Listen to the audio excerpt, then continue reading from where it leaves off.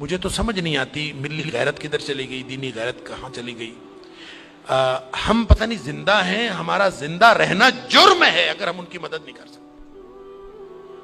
ایسی کوئی بے حس اور بے غیرت قوم بھی کبھی ہوئی ہوگی؟ ہم نے تاریخ میں بے غیرتی کی بڑی داستانیں سنی ہیں۔ اللہ تعالیٰ قرآن میں فرماتا ہے وَمَا لَكُمْ لَا تُقَاتِلُونَ فِي سَبِيلِ اللَّهِ، اب تمہیں کیا موت پڑ گئی ہے، اب کیوں نہیں لڑتے تم اللہ کے راستے میں؟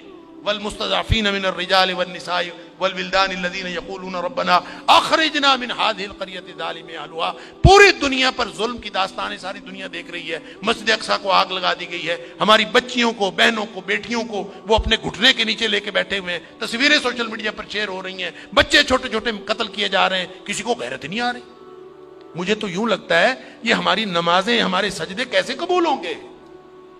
ہم جو مجرم ہیں جو آرام سے بیٹھے رہیں، کیا کریں؟ بے بسی کی انتہا ہے۔ میرا دل یہ کر رہا تھا کہ میں پاکستان کے جو حکمران ہیں، اگر 58 اسلامی ملکوں کے حکمرانوں کو تو ہم کچھ نہیں کہہ سکتے، اپنے ملک کو حکمرانوں کو تو کچھ کہہ سکتے ہیں کہ حکمرانوں اور فوج کے سپہ سالاروں، اگر تم ان کی مدد کر سکتے ہو تو کرو، ذمہ داری تو تمہاری ہے۔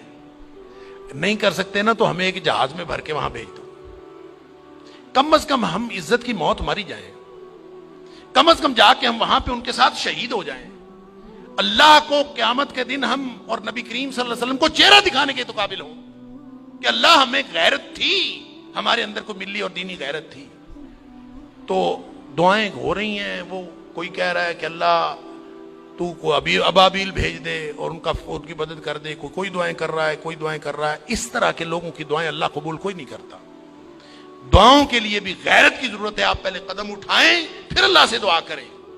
وہ بیچارے ساری ساری رات وہ لڑتے ہیں ان کے سامنے، دعا تو ان کی ہے، اور اللہ نے یہ آزمائش میں سمجھتا ہوں ان کی نہیں ہے، وہ تو جنتی ہیں، وہ تو انشاءاللہ بخشے ہوئے ہیں۔